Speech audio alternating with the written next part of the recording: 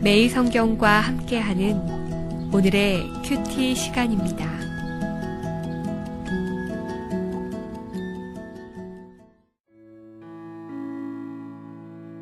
(10월 14일) 오늘의 말씀은 신명기 25장 1절에서 19절까지의 말씀입니다. 사람들 사이에 시비가 생겨 재판을 정하면 재판장은 그들을 재판하여 의인은 의롭다 하고 악인은 정죄할 것이며, 악인에게 태형이 합당하면 재판장은 그를 엎드리게 하고 그 앞에서 그의 죄에 따라 수를 맞추어 때리게 하라. 40가지는 때리려니와 그것을 넘기지는 못할지니, 만일 그것을 넘겨 매를 지나치게 때리면 내가 내 형제를 경히 여기는 것이 될까 하노라. 곡식 떠는 소에게 망을 씌우지 말지니라. 형제들이 함께 사는데 그 중 하나가 죽고 아들이 없거든 그 죽은 자의 아내는 나가서 타인에게 시집가지 말 것이요, 그의 남편의 형제가 그에게로 들어가서 그를 맞이하여 아내로 삼아 그의 남편의 형제된 의무를 그에게 다 행할 것이요, 그 여인이 낳은 첫 아들이 그 죽은 형제의 이름을 잊게 하여 그 이름이 이스라엘 중에서 끊어지지 않게 할 것이니라. 그러나 그 사람이 만일 그 형제의 아내 맞이하기를 즐겨하지 아니하면 그 형제의 아내는 그 성문으로 장로들에게로 나아가서 말하기를, 내 남편의 형제가 그의 형제의 이름을 이스라엘 중에 잊기를 싫어하여 남편의 형제된 의무를 내게 행하지 아니하나이다 할 것이요, 그 성읍 장로들은 그를 불러다가 말할 것이며, 그가 이미 정한 뜻대로 말하기를, 내가 그 여자를 맞이하기를 즐겨하지 아니하노라 하면 그의 형제의 아내가 장로들 앞에서 그에게 나아가서 그의 발에서 신을 벗기고 그의 얼굴에 침을 뱉으며 이르기를, 그의 형제의 집을 세우기를 즐겨 아니하는 자에게는 이같이 할 것이라 하고, 이스라엘 중에서 그의 이름을 신벗김 받은 자의 집이라 부를 것이니라. 두 사람이 서로 싸울 때에 한 사람의 아내가 그 치는 자의 손에서 그의 남편을 구하려 하여 가까이 가서 손을 벌려 그 사람의 음낭을 잡거든 너는 그 여인의 손을 찍어버릴 것이고 내 눈이 그를 불쌍히 여기지 말지니라. 너는 내 주머니에 두 종류의 저울추 곧 큰 것과 작은 것을 넣지 말 것이며, 내 집에 두 종류의 돼 곧 큰 것과 작은 것을 두지 말 것이요, 오직 온전하고 공정한 저울추를 두며 온전하고 공정한 되를 둘 것이라. 그리하면 내 하나님 여호와께서 내게 주시는 땅에서 내 날이 길리라. 이런 일들을 행하는 모든 자, 악을 행하는 모든 자는 내 하나님 여호와께 가증하니라. 너희는 애굽에서 나오는 길에 아멜렉이 내게 행한 일을 기억하라. 곧 그들이 너를 길에서 만나 내가 피곤할 때에 내 뒤에 떨어진 약한 자들을 쳤고 하나님을 두려워하지 아니하였느니라. 그러므로 내 하나님 여호와께서 내게 기업으로 주어 차지하게 하시는 땅에서 내 하나님 여호와께서 사방에 있는 모든 적군으로부터 내게 안식을 주실 때에 너는 천하에서 아멜렉에 대한 기억을 지워버리라. 너는 잊지 말지니라.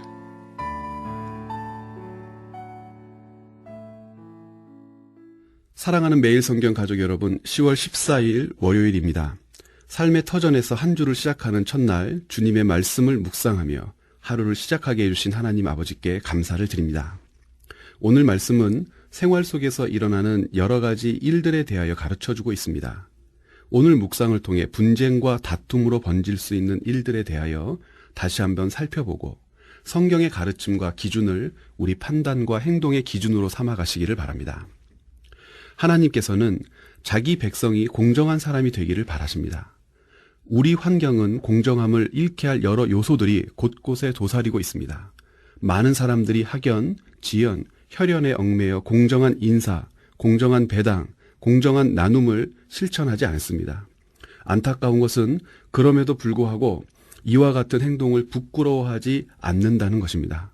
그만큼 불의한 행동이 만연되어 있다는 것이겠죠. 그러나 그리스도인들은 그렇게 행동해서는 안 됩니다. 옳은 것은 옳다고 말하고 그른 것은 그르다 말해야 하며 바르고 공평한 잣대로 사람들을 대우해야 할 것입니다. 하나님은 악인을 판단하고 재판할 때에도 인간적인 사사로운 감정으로 그 사람을 대우하지 말도록 말씀하십니다.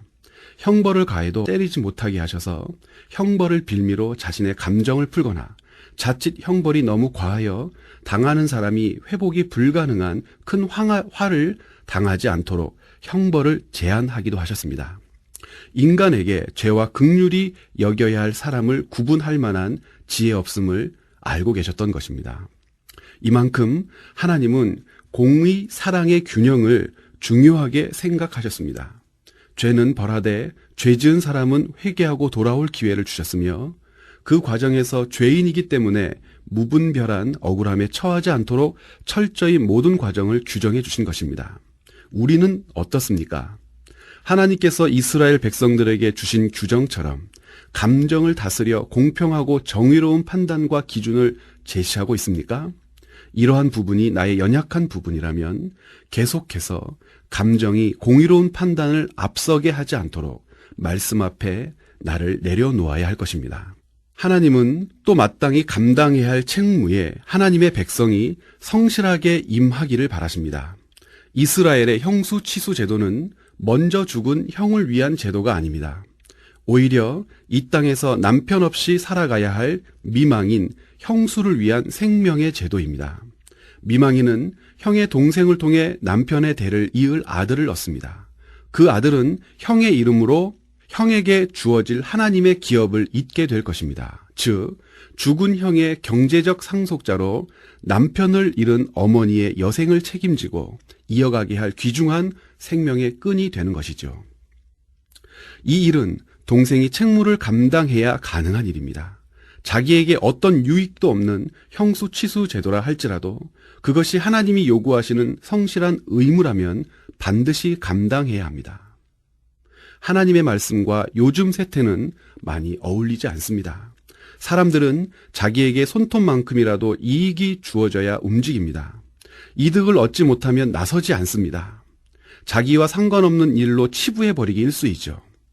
이웃에 대한 사랑까지는 바라지 않습니다. 제발 져야 할 책임만이라도 성실히 감당해 주었으면 좋겠습니다. 그리스도인인 나는 어떠합니까?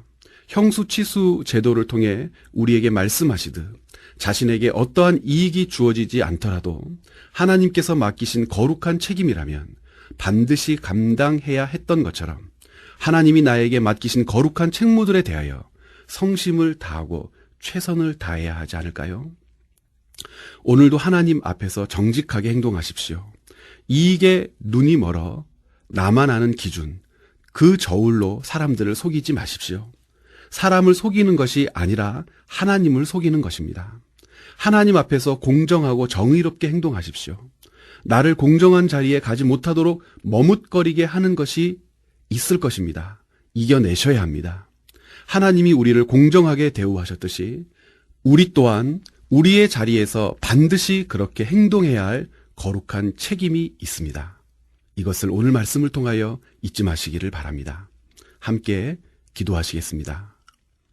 살아계신 하나님, 하나님의 백성이 정직하기를 바라시고 하나님의 백성이 성실하기를 바라신다고 오늘 말씀을 통하여 가르쳐 주셨습니다.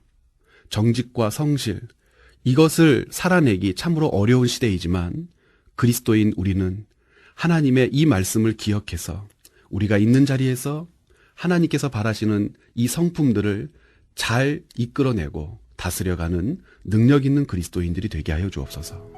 감사드리며 예수 그리스도의 이름으로 기도드렸습니다. 아멘.